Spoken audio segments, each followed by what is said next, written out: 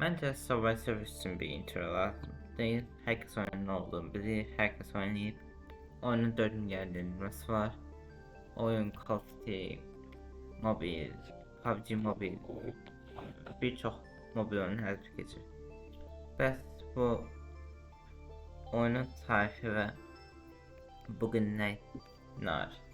İndi aslında bu Subway Surfers bir animasiya kim başlayır ve Copenhagen'dan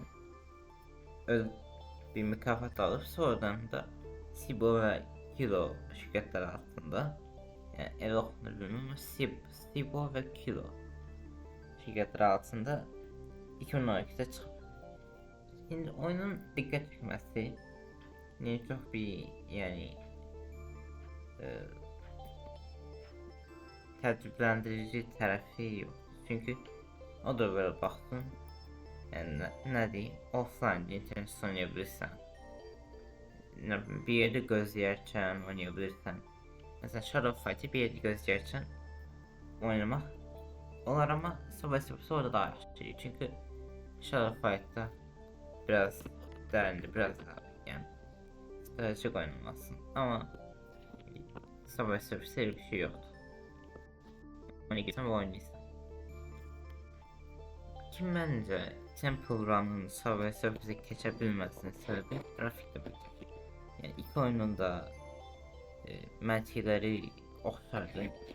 Hem Temple Run'ın daha qarmaşıq olması, yani o dövrdə mobil oyun oynayanlar Subway Surfers ve Temple Run'a baxıb böyük ihtimal Subway Surfers seçər. Çünki Subway Surfers daha sadedir. Kim o dövrdə dərin bir mobil oyun axtarışı ki, bugün de elə, yani insanlar mobil oyunları, kompüter oyunları ve konsol oyunları kim bakmıyorlar, vaxt geçirmək için bakır. İndi Subway Surfers iki firma tarafından düzəldildi, inkişaf etdirildi, ancaq Kilo 2020'de bilinmeyen bir sebepten ötürü yani ayrıldı ve Sibo şirketi oyunun tam haklarına sahip oldu. Kilo ondan sonra faaliyetlerine devam etti, ama sonra da 2023'te gizlen eşliğin kovdular ve sonradan bağlandılar. Sibo ise uzun bir müddet devam oyunu olan Subway Surfers City'nin test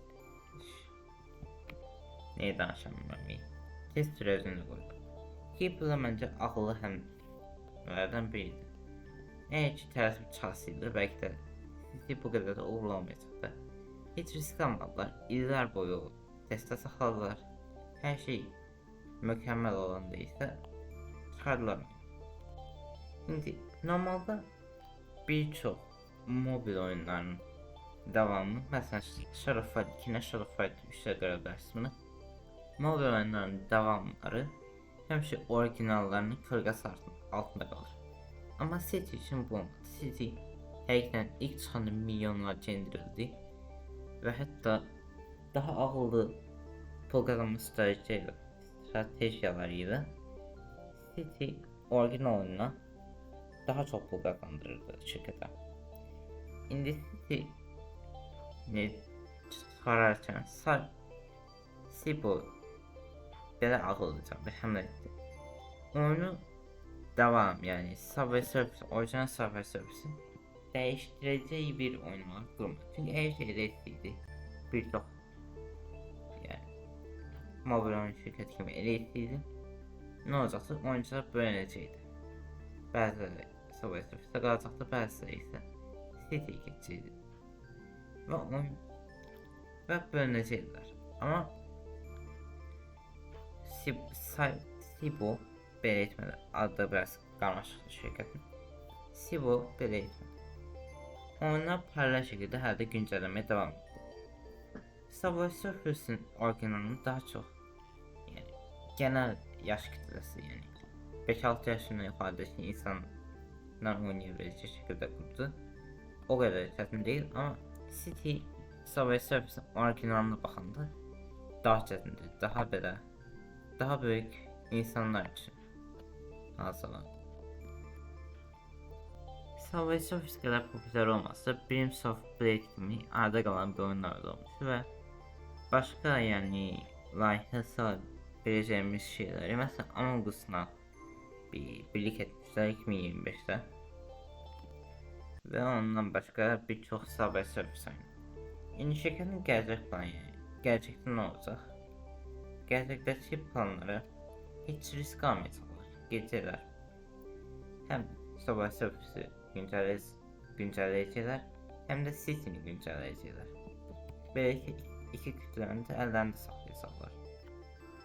Və beləliklə Sibo şirkəti bir oyundan sonra unutulan şirkətlər arasından sıyrılmış bir şirkət olmuştur. Videonu izlediğiniz için sağ olun.